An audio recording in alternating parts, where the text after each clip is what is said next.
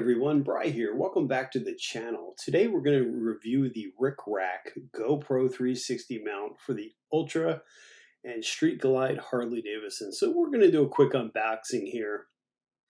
These are the three studs it comes with. It allows you to mount on the center post or the sides. Depending on what size your fairing is, you have to sort of pick out which one's going to work for you. Then it comes with a really nice aluminum mount that mounts to that stud in your fairing. A very nice articulating arm. The aluminum is well made. It's definitely a quality build. If you're used to using the standard GoPro plastic pieces, you're going to be really surprised by the quality here. I was really impressed with how well it was. The metal is solid. And that's really the nice part about the GoPro, to be able to lock it tight. You want a solid foundation to lock it in. It's also going to come with a key that allows you to lock in that arm as well. We'll unbox that in a second. This is the first order I've placed with RickRak. We also ordered their Top Deck 2 bag, which I'll be doing a review on shortly. But my first impressions is the great customer service was outstanding, and they definitely sell a quality product and take care of their customers. Here you can see the wrench that allows you to clamp it down pretty hard and tighten it up. It has a lanyard on it. You throw it on your keychain for your bike. I recommend using it. It's a lot easier than trying to lock it down with your hands. With the plastic ones, that's almost impossible. But with the metal ones, it's even harder. So you do want to bring the key. So here's the bike.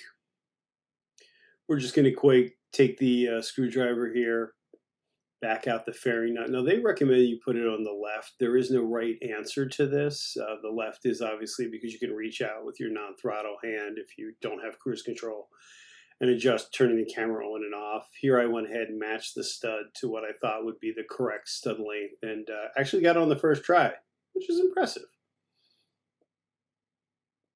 So now we're going to throw the grommet, the washer, on there. It's a nice rubber washer that's going to protect the mount. Again, this is not your standard GoPro quality accessory. This is a well-built, thought-out accessory. So you're just going to hand tighten it to the fairing. Once you have that done, you're going to put in the arm and set it up for how you want it. Now, they do say that you can spin this back and look at yourself when you're filming. I didn't find for my fairing that worked as well. The one thing I would have liked to have seen is the base be able to have some sort of ball mechanism that would allow the camera to be articulated more. I would have liked to have seen it be able to move to the side and then put the camera more around the windscreen. That's going to be more challenging once I get a wider windscreen. But for this purpose, I think it works well. Like most of us that use GoPros, we have a lot of accessories. If you've seen any of my other videos, I have the mount that clamps on the handlebars. I really like that mount. They also make one as well, meaning RickRak. And that allows you to shoot back at your rider and passenger with an unobstructed view. So here I'm just mounting my GoPro cage. The cage didn't come with it. It's going to be something you're going to want to order off Amazon or somewhere else. We're just attaching that cage to the arm.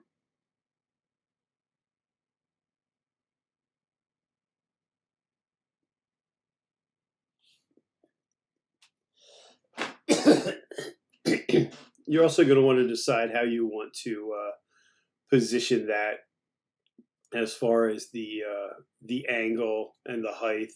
So I just played with it a little bit to get a feel for it. Here I was trying to see if I could indeed get it to spin around and film me behind the shield, but that unfortunately didn't work. So we just went ahead and adjusted it, got it set up, and tightened down using the tool. Like I said, it's a really quality build, so I wanted to spend some time and make sure I got it right. I prefer, much like I did with my helmet, when you lock it down to get it nice and tight and locked in, so you're not worrying about constantly messing with it, especially since it is on the front of the bike and it's going to get obviously it's going to get all the wind, not just a fair amount, and it's going to have to endure the potholes and everything else that you run into. So here I'm just using the wrench to lock it down again. The wrench is a really impressive build. Both of the knob and the wrench are solid, high quality aluminum. So it locked in there really well. So I just adjusted it. Here we're just going to drop the GoPro Hero 7 in. If I haven't mentioned yet, this is the GoPro Hero 7 Black. I generally shoot in 2.7K at 24 frames per second for a more cinematic view. I shoot with a flat profile and my sharpness down to really try and be able to color grade to it later. So here you can see it on the bike. Looks good. It's in a really good position. It's in that lower side. On the left side, I like it. Could try in the center, but I thought it might affect my view. So we'll give it a try on the left. Now we're going to take it out on the street and do some test runs. So what I wanted to do here was go over the same piece of ground 3 times and show you the view. So here we're in 2.7K at 24 frames per second in the standard wide view. This is what I use for my helmet. I really like this view because I feel it's not obnoxiously wide where you're seeing too much of the dashboard on my camera. I'm sorry, on the bike. But then you're seeing what's a more realistic view. Now, out on the front fairing like this, you don't notice the distortion as much. But I think here, when I make this quick S turn, I really like the way it looks. It gives you that lean angle. And you can see the bike going over a lot more than you would on your head because your head wants to counter correct that. Also want to note that this video is up converted to 4K. So while it's saying it's in 2.7, 2.7 is what I shot it in, but it was up converted to 4K. So I'm just going to go down this road briefly. I'm going to turn around. We're going to do it in 2 different other views. The second view we're going to do is in linear view, and then we're going to do in super view. I thought that might be helpful for anyone that's looking for this mount to get an idea of realistically how it's going to look on their bike. So they have an idea of, if I set my camera up to these settings, what is it going to look like for my field of view?